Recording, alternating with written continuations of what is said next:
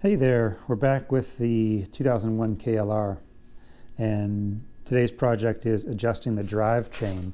You can see this one it's way too loose, even with the weight on the back wheel, which should take up some chain slack. It's hitting the swing arm.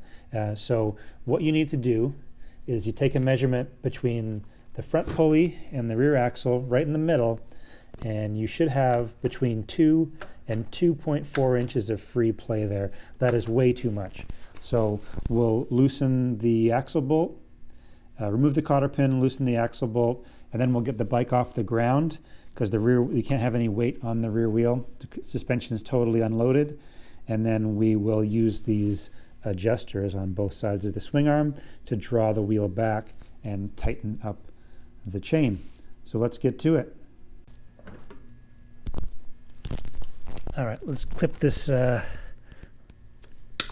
cotter pin out of here. It's pretty beat up. Probably not a good idea to reuse them anyway.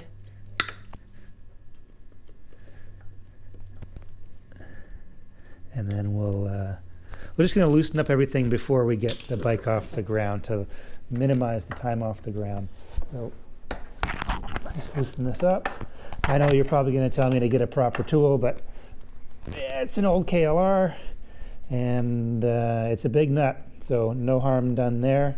And lastly, I'll loosen up these adjuster. Oh, they're loose anyway. So we'll bust these even a bit looser. Turn back that lock nut to get out of the way, and then we'll be turning in this nut, which will draw the stud back. We'll do that on. Whoops, sorry, was that mic wire right in your line of sight. We'll do the left side, doesn't matter, you don't need to see it, it's exactly the same except this one's tight. Okay, so we'll loosen that one as well. Okay, next shot I'll have the bike off the ground and we'll do this adjustment. So here's my high-tech solution to getting the rear wheel off the ground. It's just slightly off the ground. Got a block of wood under the kickstand, and then I've got a bucket, my garbage pail underneath the right foot peg, and the wheel is suspended, and that's all we want. So we're going to tighten the 14 mil nut, and that will draw the wheel back.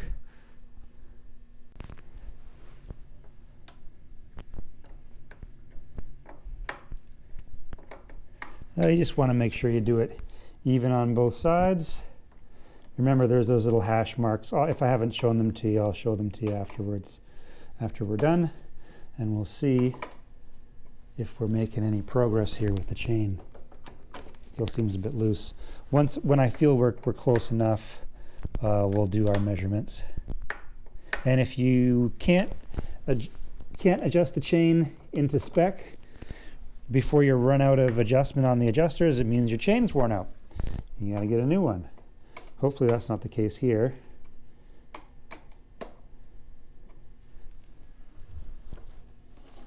And you're supposed to rotate because the chain goes through some tighter and looser bits. That feels really tight.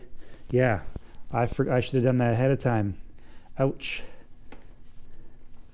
So it goes through, I don't know if you can see. Yeah, that's quite a range. So I'll have to rotate to where the, oh, that's strange. I'll rotate to where, there we go. Why is that? That's super tight there. All right, maybe I'll back it off because we want it to, at the loosest point, or at the tightest point, we want it to have that 2 to 2.4 inches of play. So here we go. Back in business here. So I'm going to keep fooling around with this. I think you get the idea. And then once I'm closer, once I'm happy with our amount of play, we'll check it with the tape measure right in the middle of the swing arm.